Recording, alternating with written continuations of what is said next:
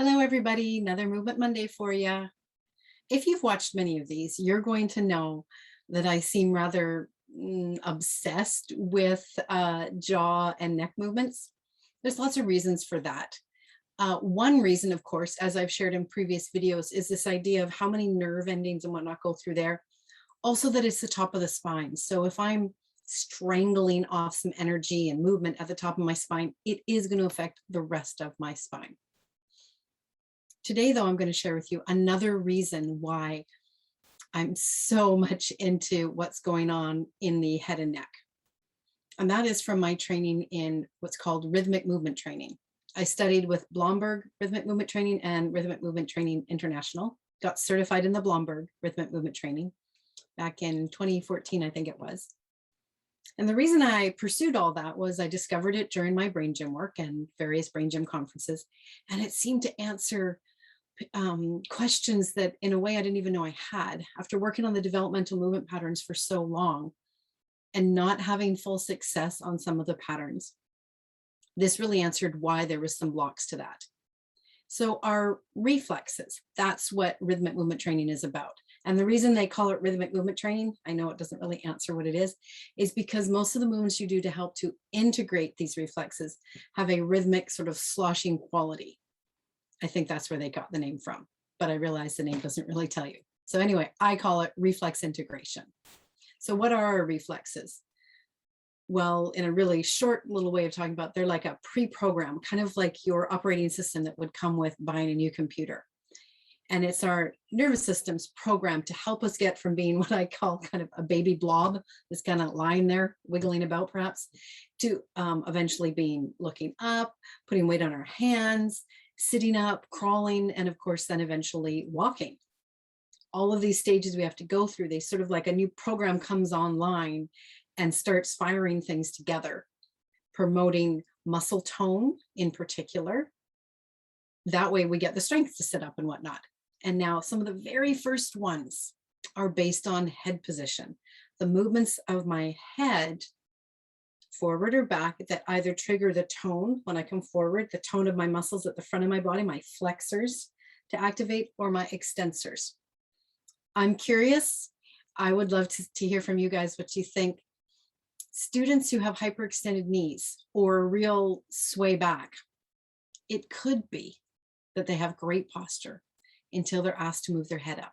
And when I think of children, they have to put their head up all the time because the adult world is taller than they are. So that's something that I find interesting. As soon as I put my head up, do my extensors fire, throwing my weight back.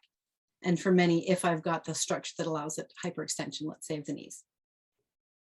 So that's why I'm so obsessed about the neck as well, is that if we bring back proper free movement in here, we can help to integrate those reflexes. And a lot of times if those reflexes are not integrated, meaning that they've sort of subside and worked into the system, they're not making it happen. So think of a reflex. It happened whether you wanted it to or not. When kids get older and in, say, in a dance class, and they know that that action that's supposed to happen isn't supposed to happen, they try to override it. There's a lot of tension.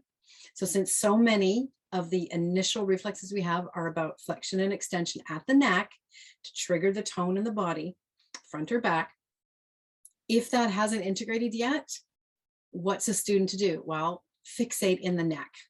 Adults do this too. Okay, we're not immune. I found when I got into this work that I had a lot of reflexes that were still popping up, kind of like whack-a-mole, coming up when you don't want them in this case. So by releasing the tension at the top there, we are revealing the compensations. We're letting them go, and we're letting the process of the subtle movements in here to take over again and to finish the job that they didn't start. So for today, that's just that little piece about reflexes. And here's just another little piece of something you can do. Just using the pads of your fingers, 2 fingers, simply put them behind right where the curve of the skull meets into the neck. So right where I'd feel that hinging action.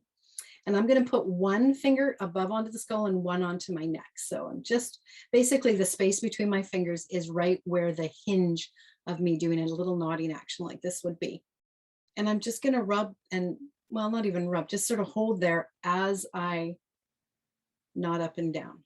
Simply holding there with a bit of pressure is alivening those muscles while I move. So my muscles have pressure on it while they lengthen and pressure on them while they shorten. And that can just help to release a little bit of tension in there so that my compensations start to let go. And then when you feel that they keep coming back in, then you can go, aha, maybe I'm compensating for a reflex. I also like to do a little bit further out and do little head turns. Head turning is another reflex that works with the arms and legs, of course. That head turning reflex is part of when we're learning our sidedness, our right side and left side.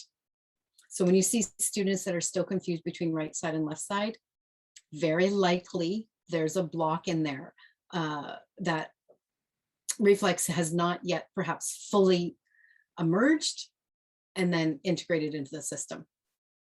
Okay, so something you can add, again, just putting the fingers there and doing little head turns, just to wake up the ability to turn.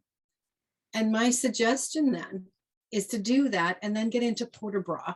That's all about turning the head side to side or the up and down, to really get into doing that. Now, to break the links, get into doing that with straight legs, which is how we usually do port de bras, but also maintain a plie or a fondu while doing it, which is helping to break some of the links that happens in the legs. There will be more to come on that. A lot of this work, of course, has always been done one-on-one. So I'm searching for answers for you, the studio owners, you, the studio teachers. What can you do in the studio to help break these links?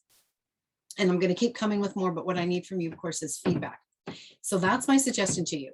The little muscle pressure points for ups and downs, side to side. Get the head really involved. And instead of always doing it on straight legs, where the extensors can take over, right? The back of the body, maybe hyperextension, hyperextended knees, that I'm moving my head and neck in this way while bending my knees. I would even do it letting your pelvis anteriorly and posteriorly tilt, possibly even the ribs moving. So I'm doing head actions while I'm moving. It's good coordination, but what you're doing is you're breaking the links of that original programming. All right, that's it for now. There's lots more to come on this issue. Just the drop in the bucket, and go back to any of those previous Movement Mondays or Wake Up Wednesdays that were to do with releasing the neck. I think I started with the little figure 8 one. And maybe now you start to realize why I'm so invested in doing them. All right, that's it for today. Thanks so much. And I look forward to hearing what goes down for you when you actually share this in class. What do you notice when kids turn their head? Did they have great posture? Then you ask them to lift their head and boom, everything went. Maybe it's not just the function of the shoulder blades that hyperextended them. Maybe it's an active reflex. And then of course that cycles back to, we've got to be creating an environment where we have an integrated brain, and any of those reflexes, they can just hang out in the back brain and not show up during the training session of a dance class. Okay, so if you haven't checked out my free webinar yet, make sure you do. Go to the YouTube page, Mariah-Jane Thies, and look for the missing link intro. All right, that's it for now. Thanks so much. Bye-bye.